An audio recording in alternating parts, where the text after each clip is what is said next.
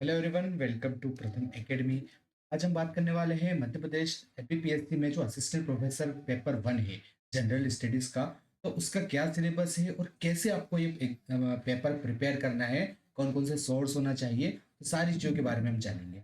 और एक और इम्पोर्टेंट है कि ये सिर्फ असिस्टेंट प्रोफेसर एग्जाम के पेपर वन के बारे में नहीं है।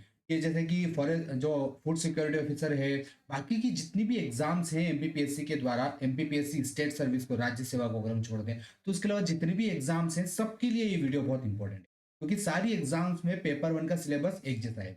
रिसेंटली एमपीपीएससी ने ये पैटर्न चेंज किया था, और जितनी भी एग्जाम्स हैं अगर हम राज्य सेवा को छोड़ दें, उसके अलावा सारी एग्जाम्स के पेपर वन का जो जीएस है उसमें यही सिलेबस आता है। तो ये वीडियो आपको सारी एग्जाम्स के लिए बहुत हेल्प करेगा। चाहे आप असिस्टेंट प्रोफेसर एग्जाम के लिए प्रिपेयर कर रहे हैं, या आप food security officer exam prepare कर रहे हैं, माइनिंग ऑफिसर की एग्जाम प्रिपेयर कर रहे हैं, कोई भी एग्जाम है, सबके लिए आपके ये बहुत हेल्प करने वाला है। तो चलिए हम शुरू करते हैं। ये सिलेबस है, जैसे कि आप देख सकते हैं, ये यहाँ पर सहायक प्राध्यापक परीक्षा 2024 का पेपर वन का ये सिलेबस है जनरल स्टडीज का। ठीक है। उसी तरीके से अगर जैसे ये मैं बात करूँ, तो ये मेरे पास फॉरेस्ट सर्विस जो सॉरी फूड सिक्योरिटी ऑफिसर का नोटिफिकेशन है, उसका सिलेबस अगर आप देखेंगे, तो उसका जो खंड ए है, सेक्शन ए है, उसका भी यही सेम सिलेबस है। यही आपको सेम सिलेबस देखने को मिलेगा। तो सिलेबस सबका सेम है। राज्य सेवा को छोड़ के जितने भी एग्जाम एमपीपीएससी कंडक्ट कराता है, सबके पेपर वन का एक जैसा सिलेबस। तो ये आपको सारी एग्जाम्स के लिए हेल्प करेगा। ठीक है। कहीं पे अलग से पेपर होता है, जैसे असिस्टेंट प्रोफेसर में अलग से पेपर होता है इसका। एफएसओ जो एग्जाम है उसमें सेक्शन ए में ये सिलेबस होता है। तो बात एक ही है। चलिए हम शुरू करते हैं। मेरा नाम है मयंक माहेश्वरी, और अगर आप चैनल पर नए हैं तो चैनल को सब्सक्राइब कर लीजिए। तो देखते हैं हम। तो ये जो पेपर वन है जनरल स्टडीज का, असिस्टेंट प्रोफेसर, ठीक है, इसमें अगर हम बात करें, रिसेंटली अभी सिलेबस चेंज हुआ है। तो यहाँ पर आप देखेंगे कि टोटल 5 यूनिट्स है। पेपर वन में आपके पास टोटल 5 यूनिट्स है। 5 यूनिट्स के अंदर आपका पूरा सिलेबस दिया हो। तो कौन कौन सी यूनिट्स है और कैसे इसको प्रिपेयर करना है, वो सारी चीजों के बारे में हम इसमें जानेंगे। सबसे पहली जो यूनिट है वो यूनिट है मध्य प्रदेश की हिस्ट्री की। एमपी के हिस्ट्री की पहली यूनिट है। जैसे इसमें आपको मध्य प्रदेश की हिस्ट्री पढ़ना है, कहाँ से लेके इसमें मध्य प्रदेश की एंशियंट हिस्ट्री आ जाएगी। ठीक है। एंशियंट हिस्ट्री मध्य प्रदेश की है, प्री हिस्टोरिक टाइम से लेके ऐतिहासिक काल तक एमपी की हिस्ट्री है। उसके बाद एमपी के मध्यकालीन इतिहास है, मेडाइवल हिस्ट्री है। एमपी का इसमें इसमें मॉडर्न हिस्ट्री भी है। जो स्वतंत्रता आंदोलन हुआ था, इंडिपेंडेंस मूवमेंट एमपी का, फ्रीडम मूवमेंट एमपी में, वो इसमें है। और एमपी, और एक और चीज है इसमें, एमपी की जो जनजाति हिस्ट्री है या जो जनजाति साहित्य है। ठीक है। अब ये क्या चीज है उसके बारे में भी हम जानेंगे। तो जनजाति इतिहास के बारे में भी पढ़ना है और जनजाति साहित्य के बारे में पढ़ना है। तो कुल मिला के अगर हम बात करें, तो यूनिट वन जो है उसमें आपको एमपी की हिस्ट्री पढ़ना है, एंशियंट से लेके मॉडर्न टाइम तक की। ठीक है। तो अब इसके लिए कहाँ से प्रिपेयर करें और क्या बेस्ट सोर्स होना चाहिए। देखिए, अगर हम यहाँ पे दो चीजों के बारे में बात करेंगे। अगर आप ऑलरेडी एमपीपीएससी की प्रिपरेशन कर रहे हैं, मतलब राज्य सेवा की प्रिपरेशन कर रहे हैं, तो ये यूनिट्स में आपको कोई अलग से मटेरियल पढ़ने की जरूरत नहीं है। आप वही मटेरियल पढ़िए जो आप राज्य सेवा परीक्षा के लिए पढ़ते आ रहे हैं, मध्य प्रदेश जीके का। ठीक है। तो उसके लिए हो जाएगा। लेकिन अगर आप मध्य प्रदेश इस एग्जाम के लिए, जैसे असिस्टेंट प्रोफेसर एग्जाम के लिए या फिर फूड सिक्योरिटी ऑफिसर के लिए, इन्हीं एग्जाम्स के आप प्रिपेयर कर रहे हैं, आपने राज्य सेवा के लिए प्रिपेयर नहीं किया है, तो भी उसमें कोई आपको टेंशन लेने की जरूरत नहीं है। आप ये सेक्शन को भी आराम से प्रिपेयर कर सकते हैं। इसके लिए आपको क्या करना है, आप एक बुक ले लीजिए एमपी का जो पूरा जीके होता है उसकी। इसके लिए आप कौन सी बुक्स ले सकते हैं, तो इसके लिए आप जैसे तथ्यबान की बुक ले सकते हैं। तो तथ्यबान पब्लिकेशन की बुक आती है, वो आप ले सकते हैं। ठीक है। परीक्षा धाम की आप बुक ले सकते हैं, परीक्षा धाम पब्लिकेशन की जो बुक आती है वो आप ले सकते हैं। पुणेकर की अब बुक आप ले सकते हैं। ठीक है। कई सारी बुक्स आती है मध्य प्रदेश का जिसमें पूरा जीके दिया हुआ होता है। तो आप कोई भी एक बुक ले लीजिए, आपको एक ज्यादा बुक लेने की जरूरत नहीं है। आप एक बुक ले लीजिए, उसी से आपका ये पूरा कंटेंट यहाँ पर कवर हो जाएगा। ठीक है। अब वही हम देख रहे हैं कि उसको कैसे कवर करना है। तो आप चाहे तो आप किसी भी एक बुक से ले सकते हैं। अगर आप बुक से नहीं पढ़ना चाहते हैं, तो मैं जल्दी ही इसी चैनल पे पेपर वन के लिए आपके लिए क्लासेस शुरू करने वाला हूँ। वहां से भी आपका पूरा सिलेबस कवर हो जाएगा। तो वहां से आपका पूरा सिलेबस कवर हो जाएगा। उसके अलावा आपको कोई बुक पढ़ने की जरूरत नहीं है, सिर्फ आपको एमसीक्यू लगाने की जरूरत पड़ेगी। तो और ये हम यहाँ पर देख सकते हैं। तो आप चाहे तो बुक से पढ़ सकते हैं, आप चाहे तो क्लास से भी पढ़ सकते हैं, और क्लास में आपको पूरा कंटेंट यहाँ से अच्छे से कवर हो जाएगा, ये मेरी गारंटी। तो हमने यहाँ पे पेपर वन का सिलेबस देखा, इसमें आपको एमपी की हिस्ट्री पढ़ना है। अगर हम यहाँ पे बात करें जनजाति इतिहास और जनजाति साहित्य, ये कहाँ से पढ़ना है, तो उसके लिए हम आगे डिस्कस करेंगे। अभी इसको हम थोड़ा सा पेंडिंग रखते हैं। चलिए आगे हम देखते हैं। सेकेंड जो यूनिट है उसमें आपको मध्य प्रदेश का भूगोल पढ़ना है। ठीक है? मध्य प्रदेश की ज्योग्राफी इसमें है। इसमें आपको कहीं पे भी इंडिया की जीके या फिर इंडिया की हिस्ट्री भूगोल कहीं पे नहीं है, आपको ओनली एमपी का इसमें कंटेंट पढ़ना है। तो मध्य प्रदेश का भूगोल यहाँ पे हो गया, जैसे मध्य प्रदेश की जो भौगोलिक स्थिति है, यहाँ की इंपॉर्टेंट रिवर्स माउंटेन्स हो गए, क्लाइमेट हो गया, ठीक है, सॉइल्स हो गई, यहाँ की मिट्टी, तापमान, वर्षा, वनों के प्रकार, वनों, तो पूरी फिजिकल ज्योग्राफी है यहाँ पर। उसके अलावा फिर आर्थिक ज्योग्राफी की बात करें, जैसे कि कृषि है, प्रमुख फसलें हैं, ठीक है, सिंचाई के स्रोत हैं, सिंचाई की परियोजनाएं हैं मध्य प्रदेश की, तो वो भी आपको यहाँ पर पढ़ना है। उसके अलावा ताप विद्युत परियोजना, जैसे कि अलग अलग जो थर्मल पावर प्लांट्स हैं उनके बारे में, गैर पारंपरिक ऊर्जा स्रोत जैसे कि सोलर एनर्जी कितनी बन रही है, विंड एनर्जी है, प्रमुख खनिज हैं यहाँ पर, मिनरल्स हैं, ठीक है। पॉपुलेशन के बारे में तो इसमें आपका जो 2011 का सेंसस है उसका पूरा डेटा आ जाएगा। उसके अलावा तो ये सारी चीज़ें उसी से कंप्लीट हो जाएगी आपकी।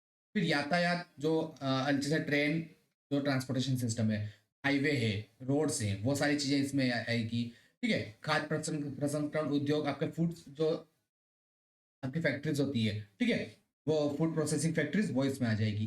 तो इस तरीके से देख सकते हैं हम कि जो सेकंड यूनिट है उसमें आपको पूरी एमपी की ज्योग्राफी पढ़ना है। फिजिकल ज्योग्राफी हो गई, इकोनॉमिक ज्योग्राफी हो गई, सेंसस भी इसमें आ गया, ये सारी चीजें आपको इसके अंदर पढ़ना है। ठीक है, अगेन ये कहाँ से पढ़ना है, आप अगर बुक लेते हैं तो उस एमपी की जीके की बुक से आप पढ़ सकते हैं, और या फिर क्लासेस में भी ये मैं आपको कवर करा, तो इसमें आपको पूरा एमपी का जीके पढ़ना है। ठीक है, आगे हम बात करते हैं थर्ड यूनिट की। तो थर्ड यूनिट में यहाँ पर एक्चुअली दो पार्ट है। थर्ड यूनिट में आप देख सकते हैं, थर्ड यूनिट जो है वो एमपी की पॉलिटिक्स और इकोनॉमी की है। तो इसमें दो पार्ट हैं। पार्ट ए में एमपी की पॉलिटिक्स मतलब राजनीति, जिसमें जैसे राज्यपाल, मुख्यमंत्री, मंत्रिमंडल, विधानसभा, हाई कोर्ट, लोकायुक्त, ये सारी चीजें हैं। ठीक है, उसके अलावा सचिवालय के बारे में, तो ये पुलिस कमिश्नर, इन सब चीजों के बारे में है। जिला प्रशासन के बारे में है, पंचायती राज के बारे में। इसके अलावा जो प्रमुख आयोग हैं, जैसे चुनाव आयोग, सूचना आयोग, अनुसूचित जाति आयोग, जनजाति आयोग, पिछड़ा आयोग, ठीक है, महिला आयोग, इन सब के बारे में। और एक और चीज यहाँ पर ऐड कर दी है जो कि नॉर्मली एमपीपीएससी के सिलेबस में नहीं होता है, पहले हुआ करता था लेकिन अब हट गया है। जैसे कि जो एट्रोसिटी एक्ट है, अत्याचार निरोधक अधिनियम, SC ST एट्रोसिटी एक्ट, तो वो यहाँ पर 89 वाला जो एक्ट है वो यहाँ पे ऐड हो गया है। पंचायती राज जो पैसा एक्ट है 1996 का, उसके बारे में पढ़ना है। पर्यावरण संरक्षण अधिनियम 1996 जो भारत सरकार का नियम है उसके बारे में पढ़ना है। उसके अलावा गोवंश वध प्रतिषेध अधिनियम 2004 का, इसके बारे में पढ़ना है। ठीक है, तो एक्ट्स के बारे में यहाँ पे थोड़ा सा डिटेल में पढ़ना पड़ेगा। इनकी धाराएं डिटेल में पढ़ना पड़ेगी, लाइक कितनी धारा है एक एक्ट में, उसके अलावा कौन सी धारा में क्या जो है दिया हुआ है, वो सारी चीजें पढ़ना है, क्योंकि उसी से डायरेक्ट क्वेश्चन आते हैं। फॉर एग्जाम्पल जैसे कि कोई पर्टिकुलर धारा है, ठीक है, अनुसूचित जाति और जनजाति अत्याचार निरोध अधिनियम की, तो उस धारा सेक्शन 3 धारा किससे संबंधित है, ये सारे क्वेश्चन इस तरीके के इसमें आते हैं। तो यहाँ तो ये सारी चीजें यहाँ पे पॉलिटी आपको पढ़नी, ठीक है। पार्ट बी में अगर हम चले यहाँ पर, तो पार्ट बी वाला जो पार्ट है थर्ड यूनिट का, पार्ट बी में यहाँ पर आपको दिया है मध्य प्रदेश की अर्थव्यवस्था। जैसे कि मध्य प्रदेश की इकोनॉमी, इसमें मध्य प्रदेश की इकोनॉमी के बारे में पढ़ना है, कृषि एवं ग्रामीण विकास की स्थिति, औद्योगिक एवं आधारभूत संरचना, जो इंफ्रास्ट्रक्चर डेवलपमेंट है, फ्रेमवर्क है, उसके बारे में पढ़ना है। मध्य प्रदेश में एजुकेशन की स्थिति क्या है, हेल्थ की स्थिति क्या है, स्किल डेवलपमेंट की स्थिति क्या है, सस्टेनेबल डेवलपमेंट गोल, ये बहुत इंपॉर्टेंट। इसके अलावा जो ईज ऑफ डूइंग बिजनेस है, मल्टी डायमेंशनल पॉवर्टी इंडेक्स, तो ये कुछ इंडेक्स के बारे में, 3 इंडेक्स यहाँ पर आपको सिलेबस में स्पेशल मेंशन किए गए हैं, इसलिए इन तीनों के बारे में तो स्पेशली पढ़ना है। जैसे कि सस्टेनेबल डेवलपमेंट गोल, टोटल 17 उसमें सस्टेनेबल डेवलपमेंट गोल हैं। एमपी के लिए और भारत के लिए तो 16 ही होते हैं। तो कौन से सस्टेनेबल डेवलपमेंट गोल में क्या दिया हुआ है, मध्य प्रदेश की उसमें स्थिति क्या है, अभी जो लेटेस्ट रिपोर्ट आई है उसमें मध्य प्रदेश की स्थिति क्या रही है, ये सारी चीजें इसमें पढ़ना है। ठीक है, तो ये अर्थव्यवस्था का पूरा पार्ट है। तो ये थर्ड यूनिट में आपका पॉलिटिक्स और इकोनॉमी आपको देखना है। आगे चलते हैं हम मध्य प्रदेश की जनजातियों के बारे में।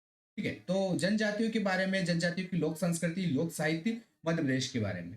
इसमें आपको अलग अलग जो जनजातियां हैं, भौगोलिक विस्तार, जनजातियों से संबंधित संवैधानिक प्रावधान, ये आपको पढ़ना है। इसके अलावा मध्य प्रदेश की प्रमुख जनजातियां, पिछड़ी जनजातियां जैसे कि बेगा, सहारिया, भारिया, उनके बारे में पढ़ना है, उनका पूरा डिस्ट्रीब्यूशन, उनके कल्चर, कस्टम्स के बारे में, ठीक है, उनकी पंचायत के बारे में, ट्रेडिशन के बारे में, वही सारी चीजें पढ़ना। जनजाति के कल्याण के लिए योजनाएं जो मध्य प्रदेश शासन के द्वारा चलाई जाती है वो पढ़ना है। मध्य प्रदेश की संस्कृति, जनजातीय संस्कृति, विशिष्ट कलाएं, त्योहार, उत्सव, भाषा, बोली, साहित्य, तो इसमें सिर्फ मध्य प्रदेश की जनजातियों के बारे में, उनकी संस्कृति के बारे में तो पढ़ना ही है, लेकिन साथ साथ में जो बाकी का कल्चर है, जैसे प्रमुख डांस है, बोलियां हैं, त्योहार है, वो भी चीज इसमें आप पढ़ना है, वो भी, क्योंकि इसमें क्वेश्चंस आ जाएंगे। जनजातियों का जो भारत के स्वतंत्रता आंदोलन में योगदान है, प्रमुख जनजातीय व्यक्तित्व हैं और प्रमुख संस्थान, संग्रहालय, प्रकाशन, लोक संस्कृति एवं लोक साहित्य। ठीक है? जो अभी हम बात कर रहे थे कि मध्य प्रदेश के जो अलग-अलग डांस फॉर्म्स हैं, कल्चर है, सॉन्ग है, अलग-अलग रीजन के, निमाड़ के, मालवा के, बघेलखंड, बुंदेलखंड, तो वो सारा पार्ट यहाँ पर आता है। तो अगर आप ये देखेंगे ना, तो ये एमपीपीएससी की जो राज्य सेवा का प्रीलिम्स होती है, उसकी यूनिट 10 पूरी यहाँ पर एज़ इट इज़ दी हुई है। ठीक है? वो आपको पढ़ना है। तो ये चीज़ यहाँ पर है। इसके बाद हम बात करें यहाँ पर नेक्स्ट यूनिट, ये होगी यूनिट 4। अब यूनिट 5 के बारे में बात करें। अगेन यूनिट 5 में 2 चीज़ें हैं। एक जो चीज़ है यहाँ पर जब आप देखेंगे तो उसमें प्रमुख अंतरराष्ट्रीय और राष्ट्रीय घटनाएँ दी हुई है। दैट मीन्स आपको यहाँ पर करंट अफेयर देखना है, इंटरनेशनल और नेशनल। मध्य प्रदेश की घटनाएँ दी हुई है और योजनाएँ हैं, दैट मीन्स आपको यहाँ पे एमपी का करंट अफेयर देखना है। ठीक है? मध्य प्रदेश के चर्चित व्यक्तित्व हो गए, महत्वपूर्ण स्थान, तो ये जो है पूरा करंट अफेयर से कवर हो जाएगा, ज्योग्राफी से भी इसका पार्ट कवर हो जाएगा। अब ये जो 2 पॉइंट दिए हुए ना, ये आपकी दिए हुए आईटी से संबंधित। ठीक है? जैसे कि कंप्यूटर, सूचना संचार प्रौद्योगिकी, ई गवर्नेंस, तो एआई यहाँ पर हो गया, machine learning, cloud computing, data science, internet of things, तो इन सारी चीज़ों के बारे में। तो यहाँ पर जो है बेसिकली जो आईटी वाला जो पार्ट है वो यहाँ पर पढ़ना है, अलग-अलग संचार प्रणालियाँ, उससे संबंधित क्वेश्चंस यहाँ पर आएँगे। ठीक है? तो 2 चीज़ें यहाँ पर आपकी यूनिट 5 में होंगी। इस तरीके से ये पूरा सिलेबस हो जाता है आपका। असिस्टेंट प्रोफेसर पेपर 1 की बात कर लें या फिर फूड सिक्योरिटी ऑफिसर के सेक्शन 1 की बात कर लें, बाकी एग्ज़ाम्स की बात कर लें, तो यही आपका पूरा सिलेबस। अब कैसे इसको तैयार करना है? तो तैयार करने के लिए चाहे तो आप एक बुक ले सकते हैं, जैसे कि एमपीजीके की, जैसा कि मैंने बताया था, तथ्यवान की हो गई, परीक्षाधाम की हो गई, कोई भी एक बुक ले लेंगे, उससे ये कवर, पूरा तो मैं नहीं कहूँगा कि पूरा कवर हो जाएगा, मैक्सिमम पार्ट कवर हो जाएगा। ठीक है?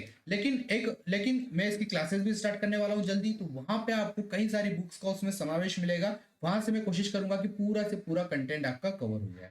कवर करने की मैं पूरी कोशिश, ठीक है? करंट अफेयर के लिए आप जो 2024 का जो पूरा करंट अफेयर है, उसके पूरे ईयर की एक करंट अफेयर की मैगज़ीन ले सकते हैं, वहाँ से पार्ट कवर हो जाएगा।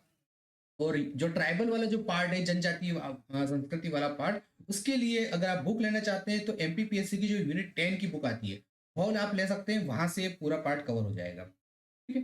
उसी तरीके से ये आईटी वाला जो पार्ट है, ये यूनिट 10 वाला जो पोर्शन होता है एमपीपीएससी का, वहाँ से ये कवर हो जाएगा। तो यहाँ से ये चीज़ें आपकी कवर हो जाएगी, और बुक से भी आप कवर कर सकते हैं, और क्लासेस वाइज भी मैं बनाने वाला हूँ, वहाँ से भी आपका कवर हो जाएगा। तो यह पोर्शन आपका इस तरीके से आप कवर कर सकते हैं। ठीक है? तो ये पूरा एक सिलेबस का डिस्कशन था। इससे संबंधित आपको कुछ भी डाउट्स अगर हैं, तो आप कमेंट बॉक्स में पूछिए, और चैनल को आप सब्सक्राइब कर लीजिए। इसी तरीके से आपको हर एग्जाम के बारे में अपडेट उसमें मिलता है। Thank you.